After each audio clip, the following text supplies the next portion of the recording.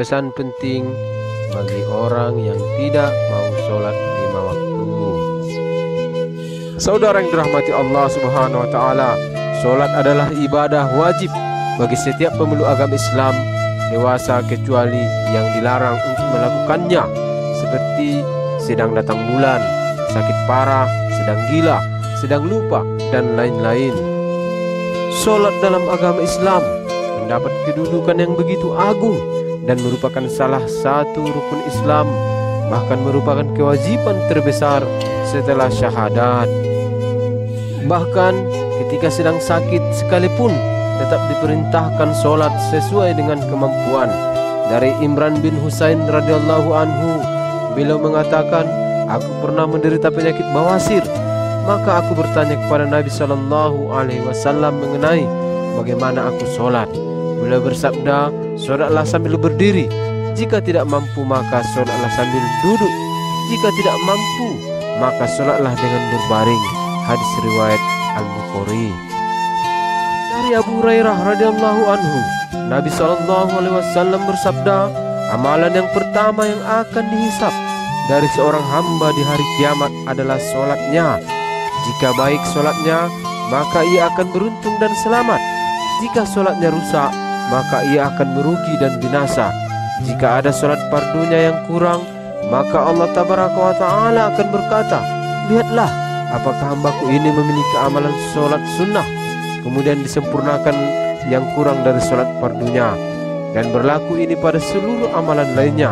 Hadis riwayat At-Tirmizi, disahihkan Al-Albani dalam Sahih At-Tirmizi. Sedangkan orang yang meninggalkan sholat bukan karena mengingkari wajibnya, namun karena malas dan meremehkan, statusnya diperselisihkan oleh ulama. Mazhab Hambali berpendapat kafirnya orang yang meninggalkan sholat. Demikian juga salah satu pendapat dalam mazhab Syafi'i dan Maliki, dan juga pendapat ini dikuatkan oleh Syekhul Islam Ibnu Taimiyah dan Ibnu Qayyim. Mazhab Syafi'i dan Maliki mengatakan bahwa orang yang meninggalkan sholat tidak kafir, namun mereka dihukum oleh ahli umri dengan hukuman mati. Astagfirullah. Pendapat mazhab Hanafi mengatakan bahwa orang yang meninggalkan sholat tidak kafir, namun mereka dipenjara sampai kembali sholat. Allah Ta'ala berfirman, dan hendaklah mereka mendirikan sholat, dan janganlah menjadi orang-orang musyrik.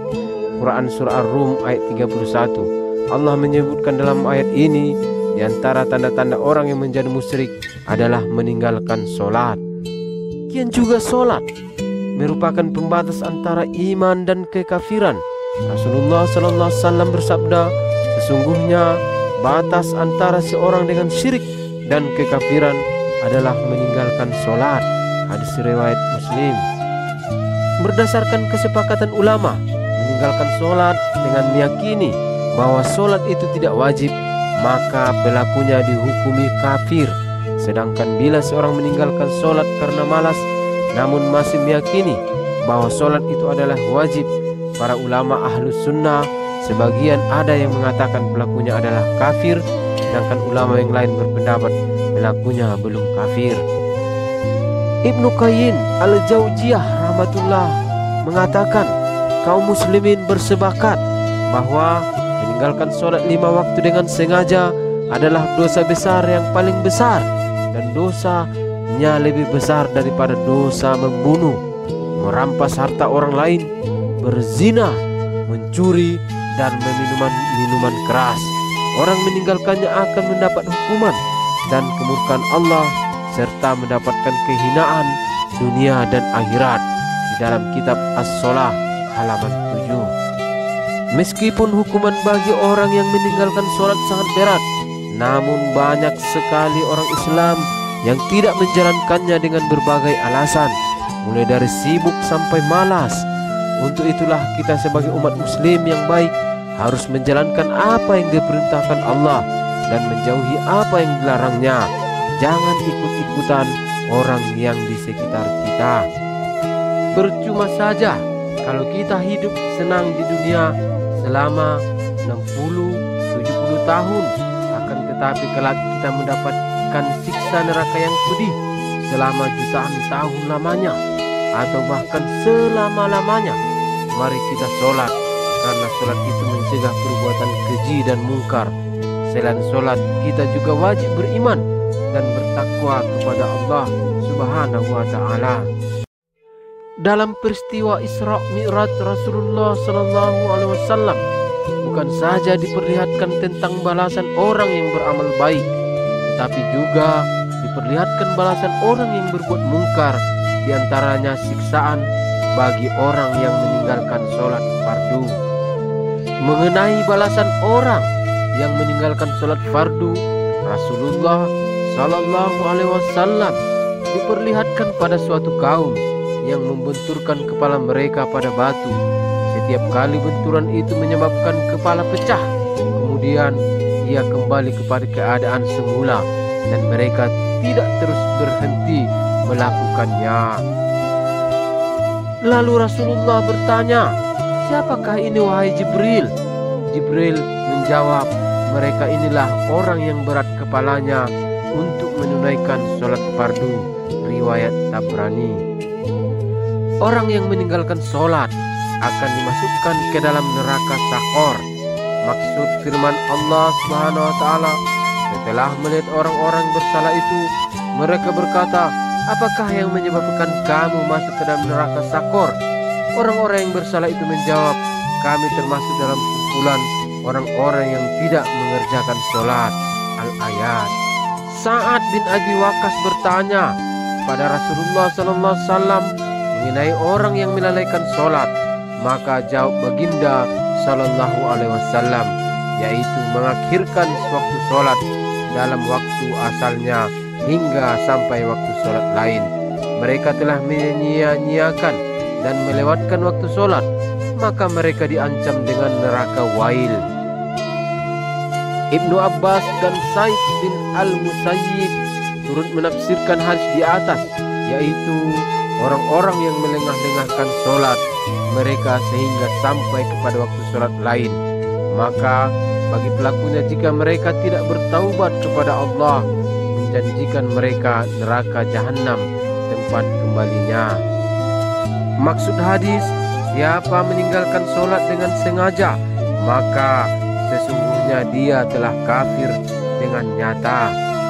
Berdasarkan hadis ini, sebagian besar ulama termasuk Imam Syafi'i berfatwa tidak wajib memandikan, mengkafankan dan mensolatkan jenazah seseorang yang meninggal dunia dan mengaku Islam tetapi tidak pernah mengerjakan sholat. Bahkan ada yang mengatakan haram mensolatkannya. Na'udzubillahi min dzalik. Di dalam neraka jahanam terdapat wadi atau lembah yang di dalamnya terdapat ular-ular berukuran sebesar tengku unta dan panjangnya sebulan perjalanan. Kerjanya tiada lain kecuali menggigit orang-orang yang tidak mengerjakan sholat semasa hidup mereka. Bisa ular itu juga menggelak di badan mereka selama 70 tahun sehingga hancur seluruh daging badan mereka. Kemudian tubuh kembali pulih, lalu digigit lagi, dan begitulah seterusnya. Maksud hadis, orang yang meninggalkan sholat akan Allah hantarkan kepadanya seekor ular bernama Sujaul Akra yang matanya memancarkan api, mempunyai tangan dan berkuku besi dengan membawa alat pemukul dari besi berat.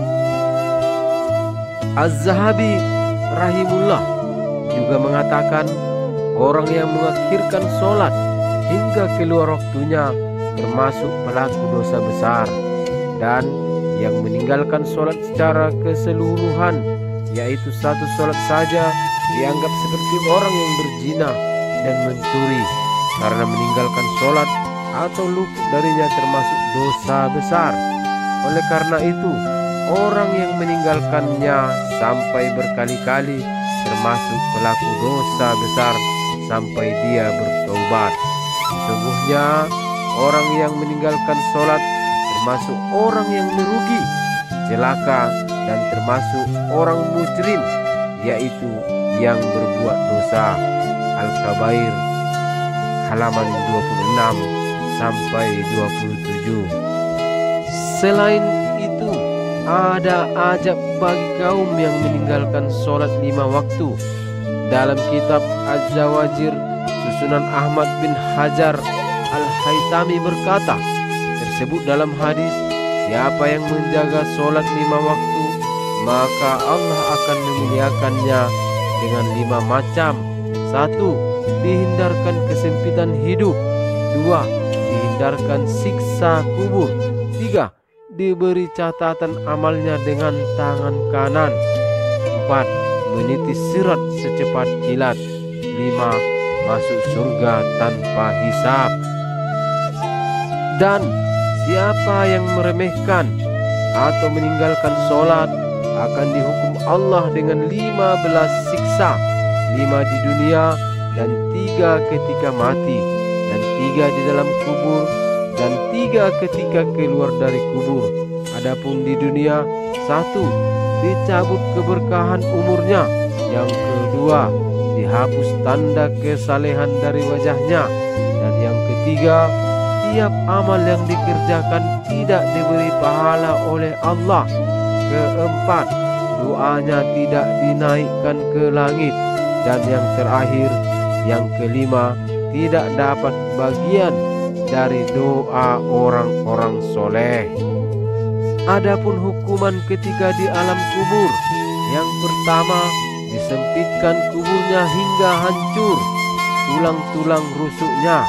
Yang kedua, dinyalakan api dalam kubur, maka ia berkelimpangan dalam api siang dan malam.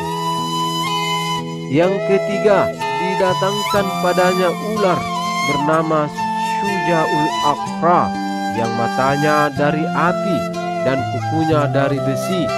Tiap kuku panjangnya perjalanan sehari, sedang suaranya bagaikan petir yang menyambar. Ia berkata pada si mayit, "Aku Syuja'ul Aqra. Allah telah menyuruhku memukul kamu karena meninggalkan sholat subuh hingga terbit matahari, dan memukulmu karena meninggalkan sholat zuhur hingga asar, dan memukulmu karena meninggalkan sholat maghrib hingga isya, dan memukulmu karena meninggalkan sholat isya hingga subuh. Dan tiap ia memukul 1 kali, terbenamlah orang itu ke dalam tanah sejauh 70 hasta. Maka ia selalu tersiksa dalam kubur hingga hari kiamat." Adapun hukuman yang menimpa setelah keluar dari kubur, yang pertama, diberatkan hisabnya. Kedua, Allah murka padanya. Dan yang ketiga, masuk dalam neraka. Diriwayatkan bahwa dalam Jahannam ada lembah bernama Lamlam yang berisi ular-ular. Tiap ular setebal leher unta, panjangnya sejauh perjalanan sebulan, menggigit orang yang meninggalkan sholat. Maka mendidihnya bisa racun dalam badan orang yang digigit selama 70 tahun. Kemudian hancur dagingnya. Betapa mengerikan sekali, saudara-saudaraku. Masihkah kita mau bermalas-malas dalam sholat, apalagi meninggalkannya? Bagaimana cara taubat bagi orang yang meninggalkan sholat? Orang yang meninggalkan sholat wajib baginya untuk bertaubat kepada Allah dan kembali mendirikan sholat. Tidak ada kewajiban untuk mengulang syahadat kembali. Dengan ia bertaubat dan kembali mendirikan sholat, maka kembali pula status keislamannya. Syekh Soleh Al-Fauzan ketika ditanya, "Selama hidup saya, sebagian besarnya saja jalani tanpa pernah mengerjakan sholat. Apa yang harus saya lakukan sekarang?" Beliau menjawab, "Yang wajib bagi Anda sekarang adalah bertaubat kepada Allah Subhanahu wa Ta'ala dan menjaga sholat di sisa hidup Anda. Dan hendaknya Anda bersungguh-sungguh dalam bertaubat dengan menunaikan semua syarat-syarat, yaitu yang pertama, menyesal atas dosa yang telah dilakukan. Yang kedua, berhenti dari dosa yang dilakukan dan mewaspadainya. Dan yang ketiga, bertekad untuk tidak mengulangi dosa tersebut. Wallahu alam, saudara-saudaraku. Mohon perlindungan kepada Allah agar kita tetap istiqomah menjaga sholat wajib 5 waktu. Demikian, Assalamualaikum warahmatullahi wabarakatuh.